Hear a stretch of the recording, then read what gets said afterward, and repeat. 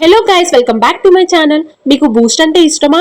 అయితే చాలా సింపుల్ గా ఓవెన్ లేకుండా బూస్ట్ కేక్ ఎలా చేసుకోవాలో ఈ వీడియోలో చూసేయండి. రెసిపీ చెప్పేస్తా. ముందుగా ఒక గిన్నెలో ఒక కప్పు పంచదారని పౌడర్ చేసుకుని వేసుకోండి. ఆ తర్వాత ఒక 30 ml ఆయిల్, 2 బ్రేక్ చేసుకున్న ఎగ్స్ వేసుకుని ఉండలు లేకుండా బాగా కలుపుకోండి. ఆ తర్వాత 3 ప్యాకెట్స్ లో ఉన్న బూస్ట్ ని వేసుకుని కలిపి 1 టీ స్పూన్ బేకింగ్ సోడా కూడా యాడ్ చేసుకుని బాగా కలుపుకోండి. తర్వాత ఒక కప్పు పాలు, ఒక కప్పు మైదా పిండిని కూడా యాడ్ చేసుకొని బాగా కలుపుకోండి. ఈ పిండిని ఎంత బాగా కలిపితే అంత ఫ్లఫీగా వస్తుంది కేక్. పాలు పిండి బాగా కలిపాక ఒక 3 డ్రాప్స్ వెనిలా ఎసెన్స్ వేసుకొని కలుపుకోండి. మీ దగ్గర వెనిలా ఎసెన్స్ లేకపోతే చిటికెడు దాల్చిన చెక్క పౌడర్ వేసుకున్న మంచి ఫ్లేవర్ వస్తుంది.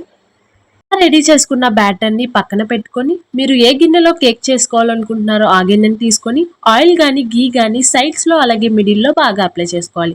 అలా అప్లై చేసుకున్న ఆయిల్ మీద కొంచెం మైదాను కూడా చల్లుకుంటే దీనివల్ల లాస్ట్ లో కేక్ మనకి ఈజీగా బయటకు వచ్చేస్తుంది. అలా రెడీ చేసుకున్న గిన్నెలో మన కేక్ బ్యాటర్ ని స్లోగా వేసుకోవాలి. తర్వాత నా దగ్గర ఉన్న హర్షీ స్ప్రెడ్ ని ఎక్స్ట్రా చాక్లెట్ ఫ్లేవర్ కోసం కేక్ మీద అయితే వేసుకున్నాను. మీ దగ్గర లేకపోతే స్కిప్ చేసేయచ్చు.